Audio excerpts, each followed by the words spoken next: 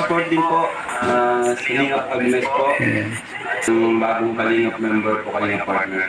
Salamat po mga Kalingap, subscribe po na kayo. Thank you po.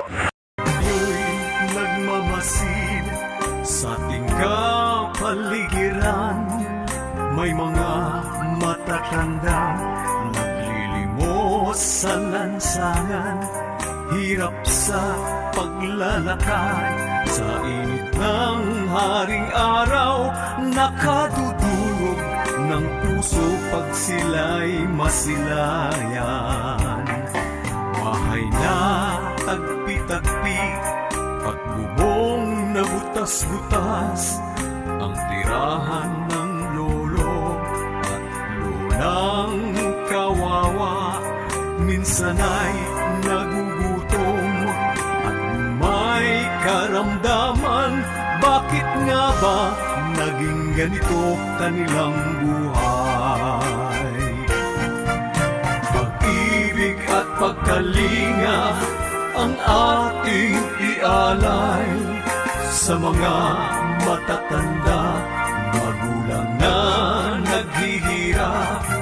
Ilalangin natin sa Diyos na sila'y makaahon. Kalingap, nandito po tayo ngayon kina Nanay Abilina. Mga 4 years na po siyang hindi makalakad since nahulog po siya doon sa tabing ilog. Kaya samahan niyo po ako. Ayan, ito po ang kanyang anak.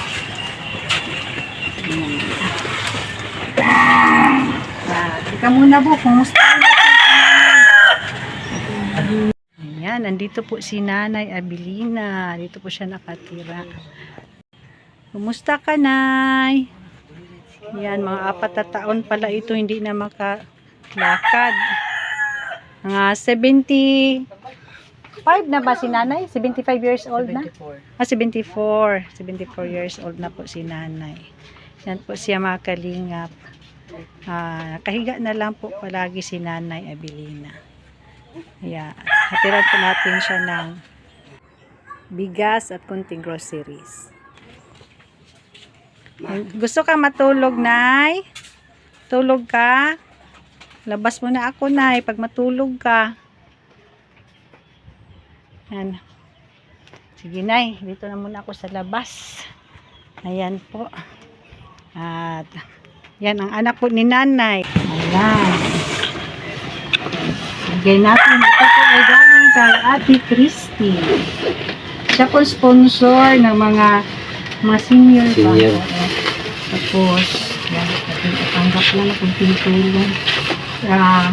Pinilitulo na namin yung bigas kasi marami kasi kami dadalaan. Groceries at bigas pakitanggap. Salamat. Salamat kay Ate Christy. Salamat Ate Christy. Sa groceries at saka bigas. Ayan po. Kumusta ni si Nanay? Palagi lang siyang nakahiga, di na talaga makalakad. So, ikaw at asawa mo ang nag-alaga, magligo, kahiga lang. Makaupo. Pwede siya makaupo pa siya. Pwede na talaga makalakad. Yan po ang kalagayan ni Nanay Abilina. Wala na po kasi siyang partner. Wala na, namatay ng kanilang ama. Tagal na nun, ilang taon na yun?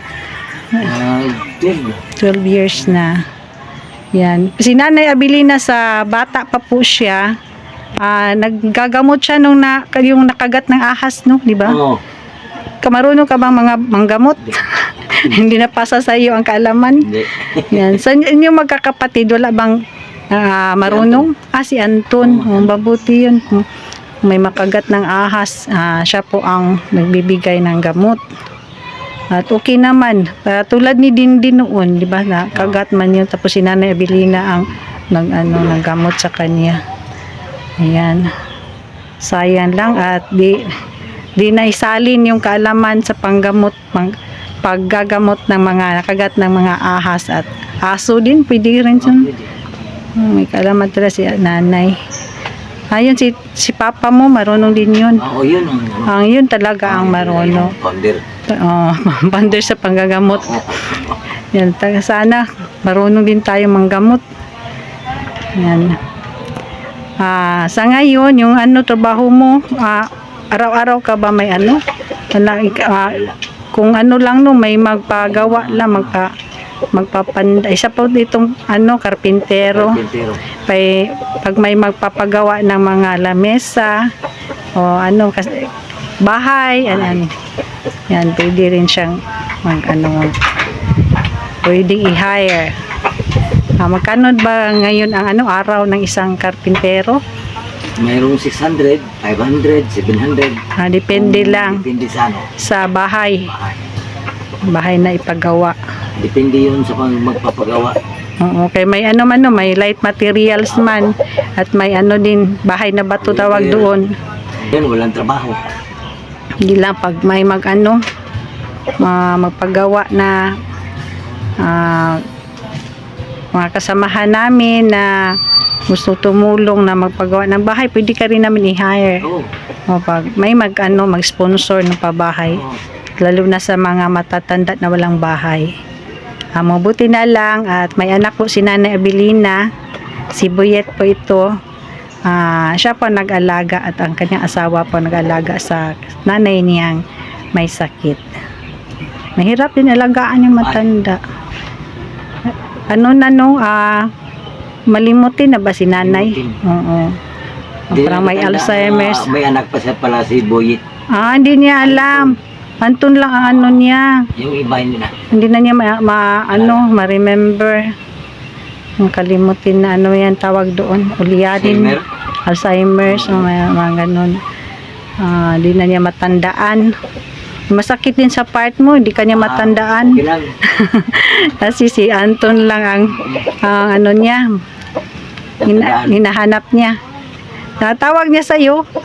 Anton, wala lang. Wala lang. Papa. Papa. Papa, mama. Kawawa naman. Yan talaga. Dapat mahalin din natin ating nanay kahit ganyan na si Nanay Abilina. Mabait yan si nanay at marunong manggamot sa buhay, sa bata pa siya. Ngayon di na siya marunong kasi malimutin na. Di niya alam na yung mga gamit na mga panggamot sa mga nakagat ng ahas. Buti na lang yung husband ni Payat na si Dindin yung nakagat last time sa pa niya no? Pa niya. Mga ilang years na kaya yun. Alam pa naman niya maggamot noon. Ngayon din na talaga. Tagal na yun. Ito pong bahay ni Hindi pa makaparating ito. bahay nila. Si Buyet po ay may pamilya na at ang ibang anak po ni ni Nanay Abilina ay may kanya-kanya na rin pamilya. Ayan. Si Buyet na nag-alaga. Isa lang mo yung anak mo, no? Isa lang yung anak mo. Ang iba mong kapatid, marami na. Malayo. Malayo din ang iba. At may kanya-kanya na rin pamilya. Hindi na kapapunta dito. Hindi na makabisita. Sige lang, pag mahal mong ina mo, yung anak mo rin, mamahalin ka rin. Sukli. Sukli na. Talaga. Pabiya sa akin, wala na akong nanay at tatay. Mamiss mo din sila pag wala na. Naisip mo rin yun si Papa mo, matulungin yun. Hanggang dito na lang. Ako po ay magpaalam pansamantala. Iba naman kasi yung magpaalam, parang mamamatay na tanyan.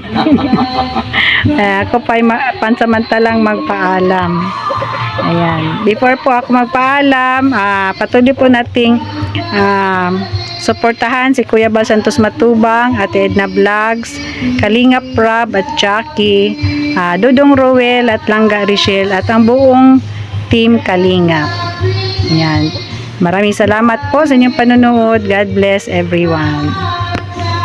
Mayroon akong kaibigan na laging maaasahan. Ang nais niya'y makatulong sa hirap na kababayan. Ba may susungin, dagat may tatawirin, maging mundo bundok kanyang aayatin.